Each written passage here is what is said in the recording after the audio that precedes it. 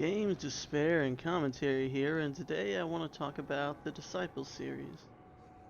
Disciples is a series that most people were probably unaware of until recently. Disciples 4 came out in October 2021. It's a relative fanfare and with generally positive reviews. It's a series that I've been a fan of since the early days of Disciples 2 in 2002. So of course, when I saw a new one being made and met with good reviews, I was excited. I've played the demo and I have some positive and negative impressions from it, but it made me want to get back into the series as a whole. I did a quick play of some of the old games, and I decided I wanted to make a little overview of the series, give context for 4 for people who don't know the series, and then we're going to do a Let's Play of 4. So I want to start off with what I feel is the strongest asset to Disciples as a series, which has been the amazing dark fantasy aesthetic it has, which in my opinion is even better than the lauded dark fantasy aesthetic of Diablo 2. Now let's talk about the setting to give context to the rest of the points I want to cover. Disciples, as you would imagine, is heavy on religious themes. The creator god of the universe, the High Father, created angels, and the most powerful and favorite angel was Bethrazin. Bethrazin was gifted with the power to create from the High Father, and he created the planet of the series Nevendar, and later humans. Bethrazin then invited other angels with the power to create to fill the new world with life. We don't know all of them, but the ones that are important to the lore without spoilers are Galayan, who created the forests and the elves, Sloniel, which was Galayan's wife and created oceans and merfolk, and Wotan, the creator of mountains and dwarves. After the world is filled with life, Bethrazin leaves to bring the High Father to Nevendar. However, time passes much more quickly in the mortal world than it does for immortals, and many years pass before Bethrazin returns. During that time, some angels who were envious of Bethrazin corrupted the mortals. They filled them with greed and malice, which created war on Nevendar. And by the time that Bethrazin returned with the High Father, the war had gone on for a long time. And the High Father was disgusted with seeing this war, with seeing the bloodshed, and he punished Bethrazin for having created this impure world. To punish him, he put him inside of a prison within the world. The prison that contained Bethrazin was molded by his extreme rage and hatred for what had been done to him, and it created hell around him. Over time, he learned to exert his influence outside of his realm and corrupt others that were still on Nevendar into demons. After Bethrazin had created enough demons, he ordered them to exterminate all life on Nevendar. The first target was the elves, and they were forced to flee the onslaught. They ran to the realm of the dwarves seeking safety, but the dwarves thought they were invading and slew the ones that made it to their lands. Galayan and Sloniel were outraged and demanded that Wotan punish the dwarves for their actions. The argument led to a fight between Galayan and Wotan was the victor. He tore out Galayan's heart and thrust it into the sun. Sloniel ran to save his heart, and she did, but she was scorched to the bone by the heat of the sun. But having the heart did nothing to bring back her husband, and she forsook life at the same moment, so she became the goddess of death, Mortis, instead. All of that is a setup for the first game of the series, Sacred Lands. Being the first game in a series, it set a lot of norms for the ones to follow. At its root, Disciples pulls a lot of inspiration from Heroes of Might and Magic, which is a turn-based strategy game with RPG elements, so there are similarities in having a hero unit that levels up and gains new equipment. You can research and cast spells on the main map to help your parties, but there are some differences that set it apart. At the start of a saga, the story mode, or quest, a single map, you choose your faction and type of leader. In Secret Lands, the factions are the Empire of the Humans, the Mountain Clans of the Dwarves, the Legions of the Damned of the Demons, or the Undead Hordes of the Undead. Most of the series has a similar lineup, but there are some changes later. The type of leader provides a bonus to a particular playstyle. So, the warrior, or warlord, provides a passive healing effect to all of their parties, which can make the early game fighting easier. The Mage provides access to level 5 spells, and the ability to double cast spells, while every other lord can only cast a spell once, and their spell research is cheaper. The Guildmaster can upgrade new settlements for less cost, and their thief units are able to perform additional actions, being the ability to assassinate, counterfeit orders, steal item, or while in an enemy city steal spell or steal gold. Assassinate has a chance of killing the weakest unit in the enemy party, and counterfeit orders changes the enemy battle positions. Once you start the saga or quest, you'll be given a hero unit that corresponds to your chosen leader type, though you can hire different ones if you wish. You play out your turn, you can build a structure, research a spell if you have built a mage tower, or started as a mage lord who starts with one, and move your hero unit around to get into fights. This is one of the areas where Disciples differs from Heroes of Might and Magic quite a bit. A hero unit can carry up to 5 units with him, and the party selects a battle position on rows, being 3 in the front and 3 in the back. Units have varying reaches, so a unit with a melee reach can only attack a unit that's within one space of them. A middle front row melee unit can attack anyone on the front row, but if he was on the top or bottom, he can only attack the corresponding row and the middle row, as the opposite end is more than one space away.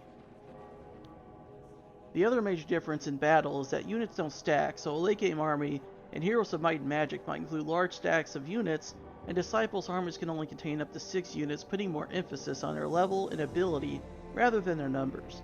Both games allow you to upgrade units by building new structures, but in Disciples, when you purchase a unit from a city, it will always start as the lowest tier unit of its kind, and need to gain experience to level up. This means there's more pressure in Disciples to have a party capable of gaining experience in order to make late game teams. Finally, one of the last differences, and one of the most important aspects in Disciples, is resource control. A special hero has the ability to plant rods, which spreads your faction's type of land, and resources that are on your type of land generate that resource for you. But the rod planting hero tends to be weak and only capable of leading one unit with it, so it will tend to be killed if it gets attacked by another type of hero. But planted rods can only be destroyed by another rod planter, which means there's a lot of importance on protecting your rod planting heroes and killing the enemy rod planting heroes. Now onto the relevant knowledge in the sagas of Sacred Lands that you need to know if you want to understand the rest of the series. Sacred Land sagas play out at roughly the same time, which is a bit unusual, and some events that occur in the game are contradicted by what appears to be the canon later. So I'm going to cover the apparent canon based on the later games, and the important things that you need to know if you start with a later game. After the first invasion by the Legion of the Damned failed, Betharzin had an incubus seduce and impregnate the queen of the human empire. When she produced an heir by the demon, the Legion put forward a second invasion to kidnap the queen and the heir, with plans to use the heir as a vessel for Betharzin. Through prophecy, this plan was revealed to both the humans and dwarves, who set about countering it. The dwarves set out to retrieve ancient runes to empower a seal to trap Betharzin and his vessel, while the humans fought the Legion. Mortis saw this war as her chance for vengeance. She went to the lands of Alkmaar, near the dwarves, and slew all the humans there and raised them as her undead slaves. While the main force of the dwarves was retrieving the ancient runes to seal Betharzin away, the army of the undead attacked their capital and slew the High King Sturmir Thunderhammer. Disciples 2, The Dark Prophecy, was the next game in the series, and it had an add-on that added some mini-sagas to the 4 races, and then an expansion which, for the first time, made the Elven Alliance a playable faction with their own saga that took place after the previous ones. Mechanically, not much had changed. The graphics, particularly for in battle, were greatly improved, and many new units were added. Disciples 2 was a great example of a sequel that strictly improves upon the previous formula without distorting it. In a way similar to Sacred Lands, some of the saga's events occur simultaneously, but for the most part, they're not contradictory. I'm going to cover the most important events in order of the sagas, as it seems to be the least confusing way to do so. Dark Prophecy takes place 10 years after the events from the first game. The first saga is that of the dwarves, who were greatly weakened by the undead horde's attack on them at the end of the events of Sacred Lands.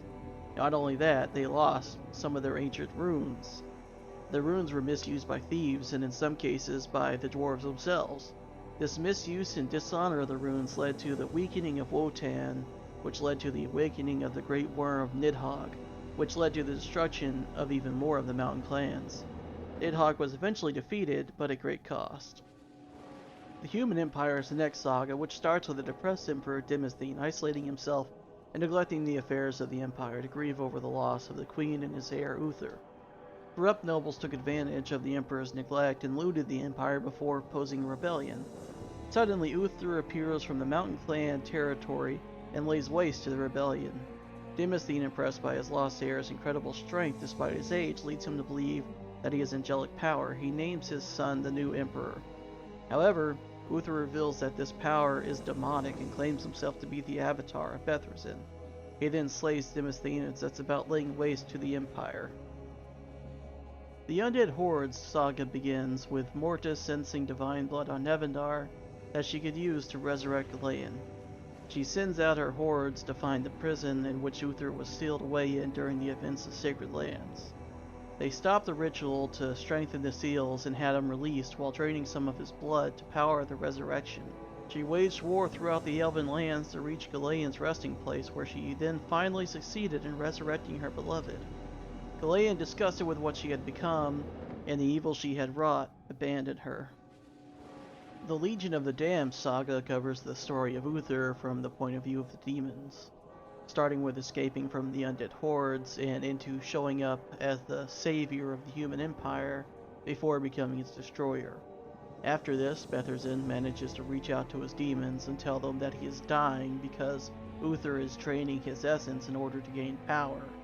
The legions were split, but in the end it was the legions that stayed loyal to Bethresen that won and defeated Uther. The mini-saga's relevant information is more concise. The only thing I think is important to know here is that after Galayan spurned Mortis, he created an avatar among the elves to spread his religion once more. Bethresen, fearing this avatar, had his legions kill him, and then Mortis, sensing an opportunity to strike back at Galayan for rejecting her, had him resurrected and used him to bring death to elves. This act created a rage in Galayan that led him to create a divine raging beast to attack the undead hordes. It was defeated, but its creation had led to a split in Galayan, the noble and the savage. The Rise of the Elves focuses a lot on this split in Galayan. When we receive the Elven Alliance faction, we find that they are split into noble and wild elves, with each one following a specific aspect of Galayan. An oracle that claimed to speak with the voice of Galayan led both into a war with the human empire. They claimed some of their territory, and then they moved into the Mountain Clan's territory, claiming it was vengeance for Galayan. There, they killed the Dwarf Queen and razed many other cities. The war was not over, however. Without rest, they then marched on to the capital of the human empire. They razed it and forced the king to retreat, though many elves also died. Unfortunately, there's a gap of information between here and Disciples 3. It seems that the human empire did eventually regain most of its territory, though the mountain clans never recovered, and they are no longer a faction in Disciples 3, though some dwarves are found as mercenaries or neutral units. Speaking of, Disciples 3 brought many mechanical changes to the series. A lot of these changes were not well received by fans. There's a switch from the old front row, back row battles to a hex field similar to the Heroes of Might and Magic series, though units still don't stack. Leveling was changed into a grid-like system which has its own ups and downs. Rod Planter heroes were removed and replaced with control points that are on predetermined areas of the map. When they're taken, they create a guardian unit that has to be defeated in order to take control of the point. Overall, many fans of the previous games felt that 3 made too many changes and felt like a lacking Heroes of Might and Magic clone. Story-wise, Disciples 3 has a lot of focus on characters that are specific to it, and it's not necessary to know a lot of it in order to understand the context of 4. I'll say that it adds a lot of surrounding details to a lot of what happened in Disciples 2, so if you like Disciples 2 and you want to know some more about the story, there's some interesting stuff in there. But I'm going to cover what I think is probably necessary to know for 4. The story this time in Disciples 3 is entirely chronological. An angelic vessel falls from the sky and is fought over by the various factions. It's eventually revealed that the purpose of the vessel was to destroy Nevendar so that it could be replaced with a pure world. However, the characters that she meets over time change her mind, and she decides to stand with them against the angel that seeks to destroy Nevendar. The vessel, and the party of characters she's with, fight the fallen angel, and then it's revealed that another member of the party was an angel from the Highfather sent to ensure the safety of Nevendar. The fallen angel is defeated, and Nevendar is safe. After that is the Ended Hordes campaign, which is a bit disjointed from the rest of the narrative, and honestly I don't think it's really necessary knowledge for 4. So that covers a little short history of the series, its mechanics and lore, to give you everything you should know for the full context of Disciples 4. Next, I'm going to be doing a Let's Play series for Disciples 4, and probably another video to cover my thoughts on what's new in it and whatever changes they've made. If you like the content, subscribe, like the video, leave comments.